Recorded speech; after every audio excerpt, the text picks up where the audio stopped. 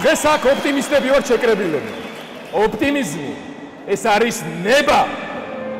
სწორედ თქვენ და თქვენნაირი აქტიური, ძლიერი ნების მქონე ადამიანები ქმნიან ძლიერ ნაკადს, რომელსაც ქართული ქრისტიან-დემოკრატიული პოლიტიკა ქვია.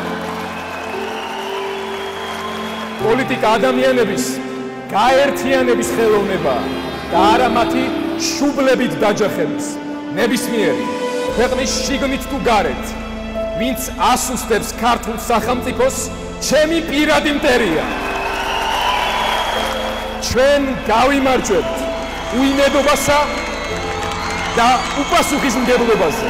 დაავაშენებთ ერთიან საქართველოს ყველა თაობისთვის, სადაც ჩვენ შვილებს ეკნებათ ხარისხიანი და ხელმისაწვდომი განათლება, სადაც ჩვენი მშობლები და თქვენი მშობლები იქნებიან დასაქმებულები და სადაც პენსიონერებს ღირსეული სიბერე და დაფასება ექნება.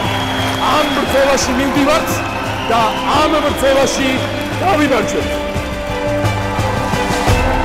ჩვენს ერთად ბრძოლას, ჩვენს თანადგომას, ერთიან საქართველოს ყველა თაობისთვის გავმარჯვებთ.